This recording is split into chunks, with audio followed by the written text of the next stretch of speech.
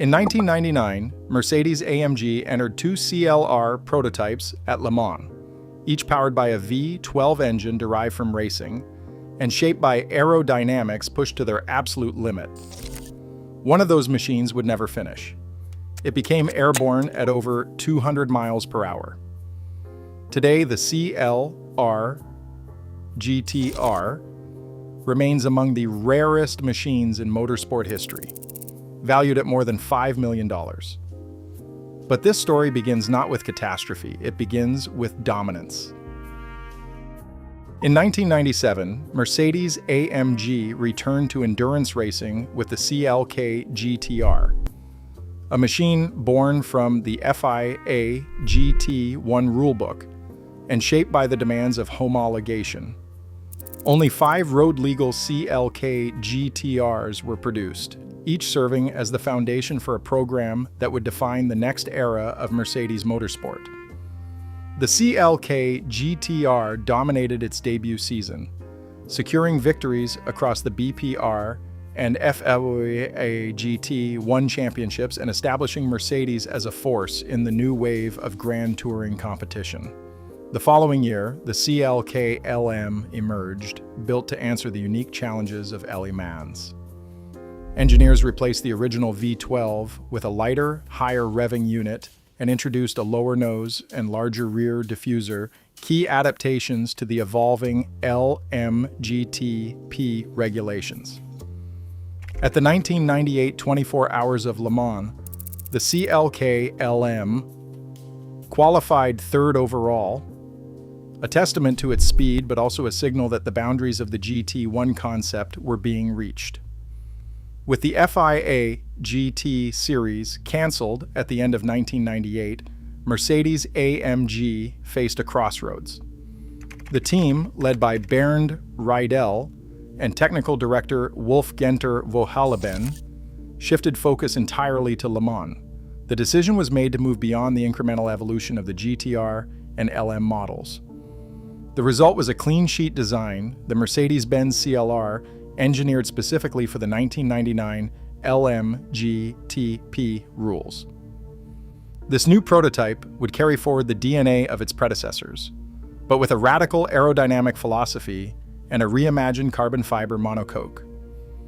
The stage was set for a machine that would push the limits of speed and stability in pursuit of outright victory at Le Mans. Mercedes-AMG's commitment to Le Mans in June 1999 demanded more than a simple evolution of past champions. The program's mandate was clear: create a machine capable of winning the world's most demanding endurance race outright. This was not a privateer effort or a marketing exercise. It was a factory mission, led from the highest levels of Daimler Chrysler. Bernd Riedel and Wolf-Günther Wohlleben oversaw a tightly coordinated team, drawing on the expertise of HWA AG for chassis development and Ilmor Engineering for the V12's endurance tuning. Every contractor was selected for their ability to deliver uncompromising results at the very limit of motorsport technology. The official designation, Mercedes-Benz CLR, reflected a singular focus. C stood for concept, L for Le Mans, R for racer. Unlike the GT1 homologation specials that came before, the CLR was never intended for the road. The design brief called for a prototype that could sustain speeds above 330 kilometers per hour for hours on end, while meeting the new LMGTP regulations. The car's architecture was dictated by the relentless pursuit of top speed and aerodynamic efficiency, with every surface sculpted to minimize drag on the Mulsanne Straight. HWA's role extended beyond assembly. Their engineers integrated the carbon fiber monocoque, fine-tuned the suspension geometry, and managed the complex logistics of a two-car factory entry. Ilmor, meanwhile, was responsible for extracting maximum reliability and power from the V12, ensuring it could withstand the punishing demands of a 24-hour race. The collaboration between these specialist contractors and Mercedes-AMG's own technical leadership set the stage for a car that was not just fast, but engineered with a singular, uncompromising purpose. When the FIA entry list was published in June 1999, it confirmed 2 Mercedes-Benz CLRs as official factory entries. The mission was now public, and the stakes could not have been higher: nothing short of total victory at Le Mans would satisfy the program's ambition. At Le Mans in 1999, the Mercedes CLR exposed the dangers of pushing aerodynamic theory to its edge. The car's bodywork, shaped for maximum speed, relied on ground effect principles that demanded precise control over ride height and airflow. In practice, even minor deviations from the ideal could trigger catastrophic instability. As the CLR approached the crest before Indianapolis at 320 km per hour, its front ride height compressed by just a few millimeters, a change that shifted the center of pressure forward and rapidly reduced rear downforce. Telemetry logs from qualifying sessions recorded pitch angles climbing past 2 degrees in fractions of a second. The underfloor suction that normally glued the car to the track collapsed. In the slipstream of a competitor, turbulent air further disrupted the delicate balance beneath the chassis. The front splitter, designed to carve through still air, lost effectiveness. The aerodynamic load reversed and the CLR's nose began to lift. Peter Dumbreck, at the wheel of CLR number 5, later described the sensation. "I felt the front end pop and the car just lifted. The aerodynamics turned the car into a wing. Within moments, the car somersaulted, leaving the ground entirely." High-speed footage and FIA incident reports confirmed that the liftoff was triggered by a combination of pitch, yaw, and a sudden loss of underbody suction. The ride height had dropped below the critical threshold, turning a low-drag prototype into an airborne projectile. The aftermath was immediate and final. Mercedes withdrew both CLR entries from the race. Engineers traced the sequence: ride height sensitivity, center of pressure migration, and the inability of the diffuser to recover flow once detached. The CLR's instability became a defining lesson in the risks of extreme aerodynamic design, a legacy forever linked to the image of a silver arrow taking flight on the Mulsanne Straight. Beneath the CLR's carbon fiber skin, the V12 engine stands as a direct expression of Mercedes-AMG's racing intent and endurance philosophy. Developed from the M120 lineage and refined by Ilmor Engineering, this 6-liter power plant was built for relentless high-speed endurance. The engine block features forged aluminum construction, with titanium connecting rods and a steel crankshaft engineered to withstand the punishment of 7,500 revolutions per minute sustained over hours of racing. Each piston, forged for maximum strength, moves within a dry sump lubrication system. 3 scavenging pumps draw oil from the crankcase, the valvetrain, and the gearbox, feeding a 12-liter reservoir. This setup guarantees stable oil pressure even during prolonged high-G cornering, a necessity at Le Mans. The V12's power output is quoted at 620 horsepower and 630 newton-meters of torque, delivered through a 6-speed sequential gearbox. This high-revving character, paired with a 12-to-1 compression ratio and multi-point electronic injection, places the engine closer to a Formula One unit than to a road-going supercar. The compact length of the V12, just 650 millimeters, allowed engineers to push the engine low and far back in the chassis, producing a 60% rear weight bias when fully fueled. That bias, while ideal for traction out of corners, contributed to the car's tendency to pitch upward when front downforce failed.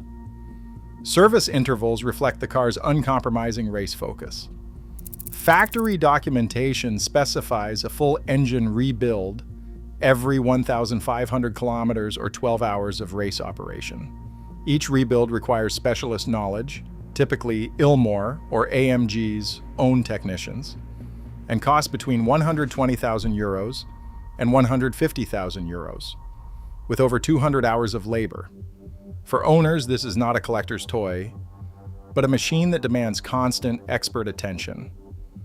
The powertrain's architecture underpins both the CLR's raw speed and its reputation for being unforgiving, a mechanical heart tuned to the razor's edge of endurance racing. Inside the cockpit of the Mercedes CLR, every detail serves a single purpose: to support the demands of endurance racing at the highest level. The driver sits low in a carbon fiber shell, surrounded by a web of roll cage tubing and a 6-point harness that locks the body in place. The steering wheel, stripped of ornament, is fitted with quick-release paddles and a bank of racing switchgear, including ignition, fuel pumps, radio, and fire suppression controls, all within reach. Instrumentation is minimal but precise.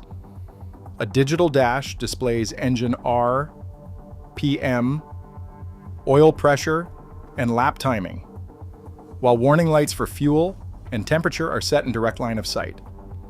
Service panels are designed for pit lane efficiency, giving mechanics rapid access to electronics, battery, and extinguisher bottles.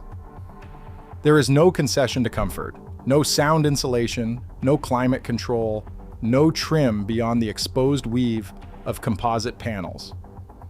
This is a workspace engineered for focus, where every control, every fixture, is dictated by the logic of the race and the need for absolute reliability under pressure. Ownership of a Mercedes CLR is less an act of possession than of stewardship.